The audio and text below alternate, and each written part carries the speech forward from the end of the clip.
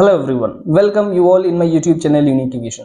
आज की वीडियो में हम बात करने वाले हैं फ्लाइट एनवेलप और स्ट्रक्चरल लिमिटेशंस के बारे में। ठीक है, क्योंकि लास्ट वीडियो में हमने क्या बात की थी कि एयरक्राफ्ट अगर इंस्टॉल हो जाए, किन कंडीशन में इंस्टॉल हो, कैसे उसको बचाते हैं, ये चीजें हमने देखी थी। तो अब हम आज वीडियो में देखेंगे कि उसका फ्लाइट एनवेलप का क्या मतलब होता है और स्ट्रक्चरल लिमिटेशन का क्या मतलब होता है। ठीक है, तो इन दोनों का जो कंबाइंड मीनिंग होता है उसका मतलब होता है एयरक्राफ्ट की कैपेबिलिटीज और एयरक्राफ्ट के लिमिटेशंस। ठीक है, मतलब ये कि ऑब्वियसली जब आपका एयरक्राफ्ट है तो उसका खुद का कुछ वेट होगा, उस पर कितना लोड आप लगा सकते हैं उसकी कुछ लिमिट होगी। ऐसा थोड़ी है कि आपका एयरक्राफ्ट है तो आप उस पर कितना भी लोड लगा देंगे वो टूटेगा नहीं। ठीक है, उसके जो स्ट्रक्चरल पार्ट है जैसे कि उसके विंग्स, फ्यूजलाज, लैंडिंग गियर और इस तरह के जितने भी कंपोनेंट्स लगे होते हैं, इवन उसकी एवियोनिक्स में जो कंपोनेंट्स लगाए जाते हैं, वो सारे कंपोनेंट्स की एक लाइफ होती है। ठीक है, पहली चीज। और दूसरी उनकी कुछ लिमिट्स होती है। ऐसा नहीं है कि आप उसको किसी भी कंडीशन में ऑपरेट कर सकते हैं या फिर किसी भी कंडीशन में किसी भी लोड पर ऑपरेट कर सकते हैं। ठीक है, तो इसके लिए इन चीजों को जानने के लिए जो फैक्टर काम में आता है, जिससे आप इन चीजों को समझ पाएंगे एक्चुअली एयरक्राफ्ट में प्रैक्टिकली, उस फैक्टर का नाम है लोड फैक्टर। ठीक है, तो सबसे पहली बात आती है कि लोड फैक्टर होता क्या है। तो लोड फैक्टर का मतलब ये होता है कि जो भी एयरक्राफ्ट आप ऑपरेट कर रहे हैं वो एयरक्राफ्ट जितना ज्यादा मैक्सिमम लोड हैंडल कर सकता है। ठीक है, जैसे फॉर एग्जांपल मैं बोल रहा हूं कि आपके पास एक एयरक्राफ्ट है जिसका जो खुद का वेट है वो 20 केजीज का है। ठीक है, एग्जांपल के लिए चलिए मैं मान लेता हूं ये छोटा वाला अपना टॉय वाला एयरक्राफ्ट।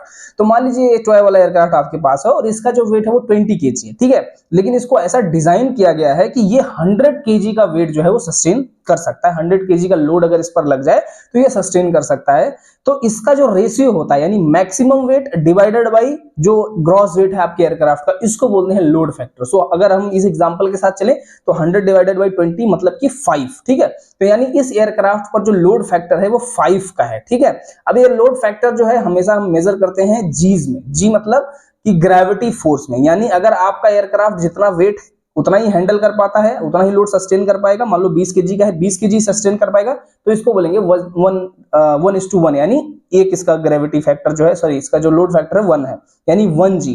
अगर ये अपने वेट का दोगुना लोड सह सकता है तो मतलब ये 2G फोर्स को हैंडल कर सकता है। ठीक है, अगर 3 गुना है यानी 3G है तो मतलब 3 गुना फोर्स को ये हैंडल कर सकता है। 4G है, 5G है, इस तरह से आप इसको बता सकते हैं कि आपका एयरक्राफ्ट कितना लोड हैंडल कर सकता है। इसीलिए जो फाइटर एयरक्राफ्ट होते होंगे आपने उनको देखा होगा, ऐसा बताया जाता है कि उस पर 5G 8G तक का फोर्स लग जाता है और फिर भी वो डैमेज नहीं होता है। ठीक है, तो जो नॉर्मल ऑपरेशन में जहाज होते हैं ये लगभग 3.5 से 4G के आसपास इसको बनाया जाता है। यानी अगर आपका एयरक्राफ्ट 20 केजी का है तो लगभग 79-80 केजी तक के लोड को वो संभाल सकता है। ठीक है, बात ये आती है हमको कैसे पता चलेगा कि आपके स्ट्रक्चरल लिमिटेशंस वगैरह जो है वो कब कब पास कर जाते हैं, हो जाते हैं।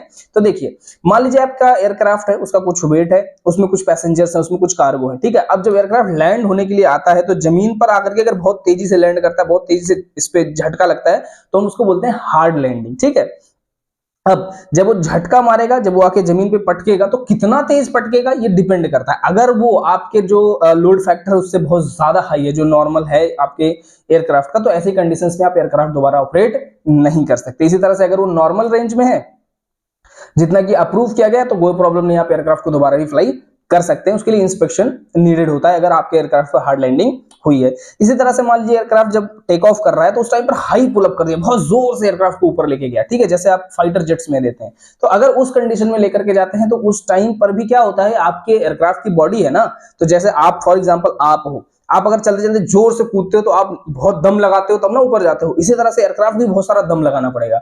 तो एयरक्राफ्ट जितना जोर से ऊपर जाएगा, न्यूटन के थर्ड लॉ के अकॉर्डिंग क्या होगा, एयरक्राफ्ट के ऊपर नीचे की तरफ उतना ही फोर्स लगेगा। करेक्ट, तो ये जो फोर्स लग रहा है ये भी क्या होगा, एयरक्राफ्ट पे बहुत ज्यादा बढ़ेगा। अगर वो धीरे धीरे जाएगा तो धीरे धीरे फोर्स लगेगा, जोर से जाएगा तो बहुत जोर से फोर्स लगेगा। तो वो जो फोर्स लग रहा है ऊपर से, वो भी कंसीडर होता है कि अगर वो फोर्स इसके लिमिट से ज्यादा हो गया, जितना इसका लिमिट बनाया गया लोड फैक्टर, उससे अगर बहुत ज्यादा हो गया, यानी 2 गुना 3 गुना ज्यादा हो गया, तो क्या होगा, इसके जो विंग्स हैं, फ्यूजलाज हैं, इंजन है, वो टूट सकते हैं। ठीक है, क्योंकि इनकी एक लिमिट बनाई गई है। इस चीज को हम बोलते हैं लोड फैक्टर। इस तरह से एयरक्राफ्ट पर इफेक्ट करता है। अब इसका इफेक्ट और भी बढ़ सकता है, जैसे फॉर एग्जांपल मैंने क्या बताया कि हार्ड लैंडिंग हुआ या फिर पुल अप ज्यादा जोर से हुआ, तो इस कंडीशन में पहला नुकसान तो क्या है कि आपका जो जो कंपोनेंट है एयरक्राफ्ट पर वो डैमेज हो सकते हैं। और दूसरा इसका नुकसान क्या है कि जब आप लोड फैक्टर बढ़ा देंगे, यानी कि आप जब एयरक्राफ्ट ऊपर जा रहा है तो अगर आप इस पे शार्प पुल अप या ऐसा कोई हार्ड लैंडिंग जैसी चीज करते हैं, तो ऐसे कंडीशन में स्पेशली जब आपका एयरक्राफ्ट एयर में हो और इस तरह की कंडीशन डेवलप हो, तो आपके एयरक्राफ्ट में स्टॉल स्पीड बढ़ जाएगी। ठीक है, इसका मतलब क्या है, जो पहले सेफ फ्लाई का स्पीड था, मान लीजिए